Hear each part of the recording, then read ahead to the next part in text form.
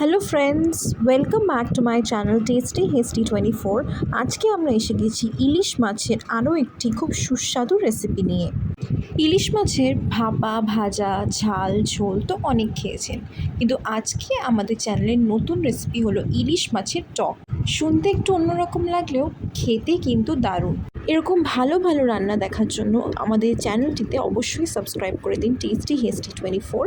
আমাদের প্রথম উপকরণটি হলো ইলিশ মাছ। যে কোনো টকের রেসিপির মেইন ইনগ্রিডিয়েন্ট হলো তেঁতুল, তাই তেঁতুল তো আমাদের লাগবেই। বাড়িতে থাকা রোজকার উপকরণগুলি দিয়ে খুব সহজেই আপনারা এই রেসিপিটি বানাতে পারবেন। পরের উপকরণটি হলো 5 ফোড়ন, শুকনো লঙ্কা এবং কাঁচা লঙ্কা। আর আমাদের শেষ দুটি উপকরণ হলো হলুদ গুঁড়ো এবং চিনি।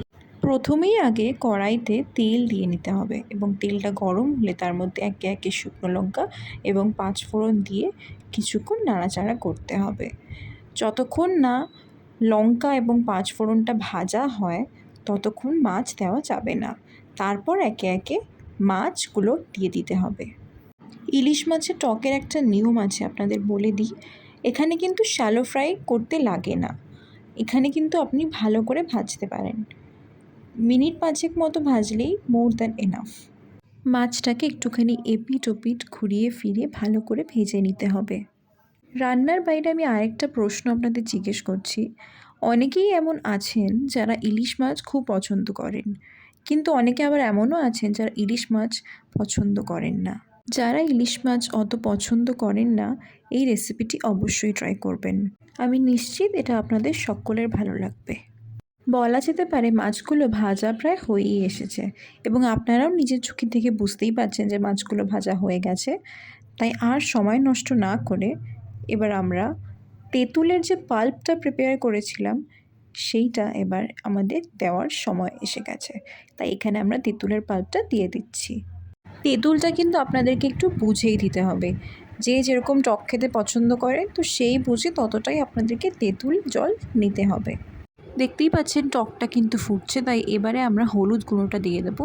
বেশি হলুদ দেওয়ার দরকার নেই, 1/2 টিস্পুন দেবেন, তাহলেই এনাফ। হলুদটা দেওয়া হয়ে গেলে পরের উপকরণটি হলো কাঁচা লঙ্কা এবং এটা কিন্তু চিড়ে দেবেন যাতে ঝালটা একটু বেশি হয়। বেশ ভালো একটা গন্ধ বেরিয়েছে, আপনারা হয়তো পাচ্ছেন না, কিন্তু আমি তো ডেফিনেটলি পাচ্ছি। এরপর দিয়ে দিতে হবে আন্দাজ মতো নুন। তারপরেই আমরা টকের মধ্যে দিয়ে দেবো চিনি। চিনিটা কিন্তু আমি 2 টেবিল স্পুন দিয়েছি, বাট এটা কিন্তু আপনাদেরকে নিজেদের টেস্ট মতো দিতে হবে। যদি আপনারা একটুখানি বেশি মিষ্টি খান তাহলে আপনারা একটুখানি বেশি মিষ্টি দিয়ে দেবেন, এটা আপনাদের ইচ্ছে মতো। টকের ফ্লেভার আপনি বেশি চাইলে চিনিটা একটু কমেন। এরপর আমরা চাপা দিয়ে দেব।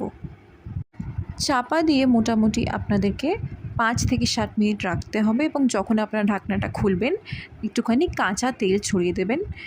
2 টেবিল স্পুন মতো কাঁচা তেল ছড়ালেই যথেষ্ট এবং দেখবেন যে আপনাদের টক একদম রেডি।